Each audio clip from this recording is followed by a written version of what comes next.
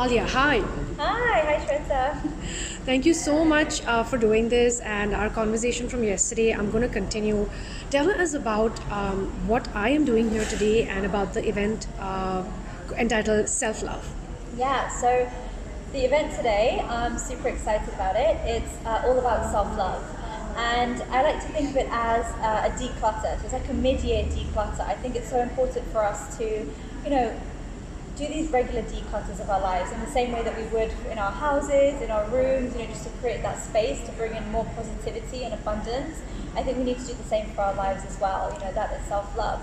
So that's why we're all here today, amazing women, positive energy, and we're kind of pausing in our lives right now to just think about, what isn't really serving me right now, and what can I do differently to make the second half of 2021 amazing and I feel more motivated and confident. Self-love is not easy, Aliya, isn't it? I mean, it's constant work. To feel happy is constant work. There's no such thing as I'm happy 24/7. Tell us a little bit about that. Absolutely, this is something we were just talking about now as well, is that it does require work. And to be honest, this is why, a lot of people might want to avoid it because it's like, oh, you know what, it's easier just to stay how I am now. It's easier, and even if you don't like how you feel and you'd rather things change, it's easier to avoid it because it takes work. It takes, delving into it. It takes calling yourself out on, things that you don't really want to admit to yourself. You don't want to be honest with yourself. So doing that alone, holding a mirror up to yourself can be quite difficult as well.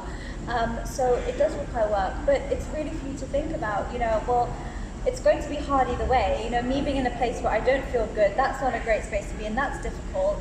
But also doing the work of self-love also is a bit difficult at times, but at least I'm moving towards feeling great. I'm moving towards my goals and living life that I want to. And also on the topic of not feeling so good, I mean, it's okay to not feel good all the time. I think we need to recognize that as well. Some days we're not going to feel great, and that's okay. Self-love isn't about forcing positivity and faking happiness all the time. It's accepting that this is where I am right now, and that's okay, but I don't always have to feel like this. What can I do differently? What shifts can I make in my life to feel slightly different, to feel better, or just even recognizing, if you want things to change. I wanted to touch upon the subject yesterday, but what about people who are actually clinically depressed, Aliya? Is there something that you would, are you comfortable commenting on that? Because that's not something that you can ask someone who's clinically depressed or diagnosed with depression, hey, snap out of it. That's not easy. Is there anything like in your capacity that you can? So I personally don't work with people who are experiencing depression, so I'm not trained in that area. So as a coach, it's very much working with people who, because with depression, it's very complex. I'm not going to speak as if I'm an expert, but a lot of the time, as you mentioned, it's very difficult to be motivated and to make those changes. And in that sense, then it's definitely worth going to someone who is more professional and specialised in that area. The work I do is very much working with individuals who are in a place where they feel like I'm ready to make changes. I'm actually ready to start making a positive impact. And then I support and guide them along the way with that. Gotcha. And just a little bit of background for my viewers. Can you tell them about your qualifications and if they wanted to reach out to you? Yeah, absolutely. So my background is actually very different to what I do now. So my undergrad is in biomedical science, and then I did my master's in public health back in London. And then I really decided to kind of change paths, and I came down the coaching path. So I am a qualified life coach. Again, did my training back in London, and also a qualified NLP practitioner as well. So really supporting women. I specialise in confidence and self-love for women, for ambitious women who want to make those positive changes. So you can connect with me on Instagram, coach_Aliya, and I also have a podcast as well. So if you listen to podcasts, and you're driving, you're walking, you want to listen to some positive messages, then feel free to check out my podcast, the Women Who Flourish podcast, there as well.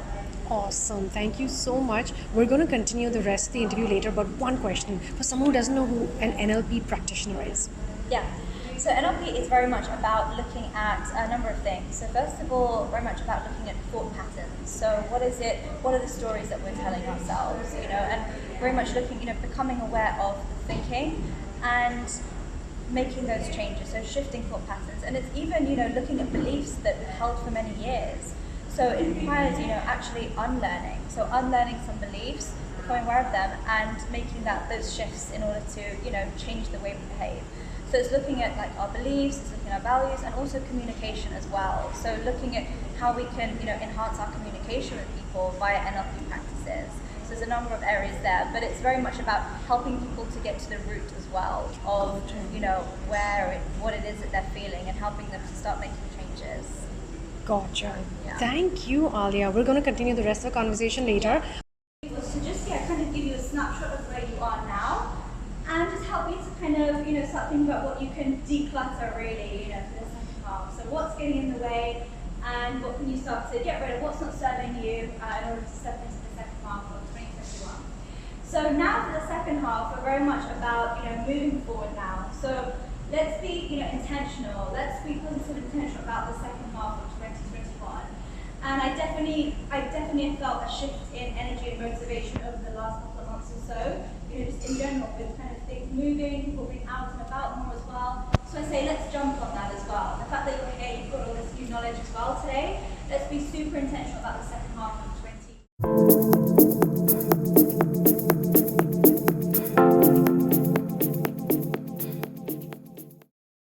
Write down, what's come up for you today. This is kind of some free flow journaling. What's come up for you today, and then I want you to write down one commitment that you're going to make to yourself.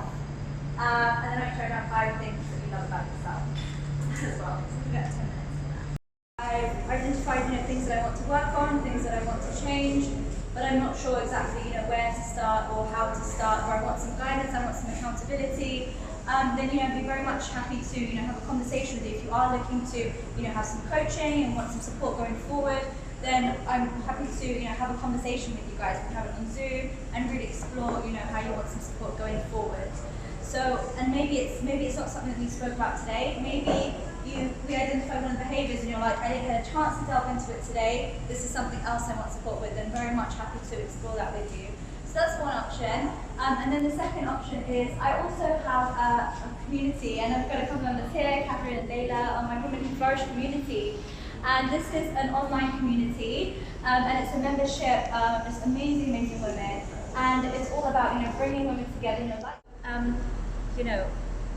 The reason why I'm so big on communities and bringing women together is because when we're going through a difficult time, we're going through some challenges, or we have people around us that don't necessarily understand what we're going through, it can be quite lonely. It can be quite isolating at times if you can have so many people around you, but you can still feel lonely. And that might necessarily be because the people that are not on the same page as you. And so it's so important to surround yourself with people who are on a similar journey to you, who also listen to you and give you that space as well. And even today, what came up in the workshop was that so many women said, wow, it's so nice to see that I'm not alone on this journey. It's so nice to see that having these conversations made me realize that there are other women who are also feeling how I'm feeling, and it's just so nice to feel like it's okay. So even just knowing that there are other people like you, even just knowing that there is support out there as well, and that you don't need to do everything alone as well. I know definitely as women we do have a tendency to be super women and want to do everything ourselves and take on everything and not ask for help, but we shouldn't have to do this alone. There's so much support around us, and we're strength in numbers, and we feel so much more confident. And there's even research showing that women being part of a community of like-minded women builds confidence as well. So yeah, it's that right there, I believe, asking for help, surrounding yourself with people, that is self-love essentially. First of all, I think it's important to step away from the label, for one thing, and look at it objectively and know that this label that's been given to us is not us. And I know it's not easy. It's harder than it sounds, but it really takes time to look into that. It's worth delving into that label. Who is it that gave you that label? What is their view of the world? Yeah. How do they see the world? Because unfortunately, different generations have a different view of the world. People who have a smaller mind, closed minds, people can be very quick to just give you a label, point something out about you, and just be very quick to just say something. But words are very powerful. One word, one label can stick with you for the rest of your life, and I think if people realize how powerful their words were, we'd be more careful with what we say. So it's very, very important to realize that, and also understand that people, just because someone says something, it doesn't make it true. That's just someone's opinion. That's just something that someone felt they wanted to say at that time. It does not make it true. So it's really important for you to detach yourself from that label, and whatever that label is. Maybe someone said you're not beautiful. Maybe someone says you're big, you're not attractive, you're not clever. Then for you to actually give yourself evidence and give yourself reasons of why you actually are those things, why you are beautiful, why you are strong, why you can do the things that people tell you can't do. So, detaching yourself, not letting those labels define you. Okay, thanks. Yeah, so, first of all, I'm a huge believer in, looking after your outer self. I think it's important. It's a huge part of self-care. I think that when you take care of your physical appearance, it really helps to boost your confidence. So I don't think it's one or the other. It's not like you should only focus on the inner. Yes, absolutely focus on your outer as well, because it helps you to feel good and more confident. But the problem lies when you're just focusing solely on the outside and not nurturing yourself on the inside in the same way as well, giving enough attention. Because, you can just end up feeling empty inside. You can feel like something is missing. And, think about it. We're on autopilot every day. We just, brush our teeth every day, put on makeup every day, and, focus on the outside. Imagine if we actually spent, as much time on looking after our inner well-being and how we feel every day, what difference that would make to our lives. But often we don't want to do that, because it's like, it's just easier to spend money on how I look, because that's what people can see. It's much easier just for me to, work on my appearance, buy more makeup, enhance my features, buy a new bag, because that's what people see and what they judge me on. And sadly, that's prioritized more than the inner self. And it's like, well, people can't see how I feel, so it doesn't matter. It's not worth investing in. But it's such a shame. At the end of the day, how you feel and how you go to sleep at night is so important. So yes, look after your appearance, but alongside that, make sure that you're, nurturing, investing in your inner well-being as well. Excellent. Last question. 3 tips for self-care. Where does one start for a novice? Where does one start? Okay, so first of all, I would say have a think about how you would love to feel on a daily basis. What is an emotion that you'd love to feel? Maybe you'd like to feel calm. Maybe you'd like to feel motivated. Maybe you'd like to feel energized. And an exercise I love to do is write down that emotion, and then write down, like put a little cloud around it, a circle around it, and write down, like a spider diagram, things you can do that will help you to feel that emotion. So maybe you want to feel more calm and grounded. Okay, well then things that will help you to feel that way is meditation, for example, is pausing throughout the day, is getting enough sleep. So that's one thing that you can do for starts. Second of all, surround yourself with people that make you feel good as well. People that, if people are always leaving you feeling drained and tired and negative and worse about yourself and worse about the world, then that's not being very kind to yourself. You need to surround yourself with people who make you feel better about yourself and help you to have a more positive outlook on the world and make you believe that you can do great things. So that's my second tip. And then my third tip is, sorry, I know you're going to pause this. I had it in my mind while I was speaking and then I just forgot. Oh yeah, okay. Second thing is similar, but it's linked to social media, and it's the same way, who you surround yourself with, but also who you follow on social media as well. If you're following accounts, for example, that bring out your insecurities, that trigger you, that make you feel like you're not enough, that every time you see their accounts you feel like, oh, everyone is living their best life and I'm not, then that's not good for you either. Unfollow those accounts, mute those accounts, so because you're constantly, consuming that content, you're constantly seeing that and feeling that way every time you pick up your phone. So, it's not just unfollowing people in real life, but also on social media as well. That is basic self-care right there.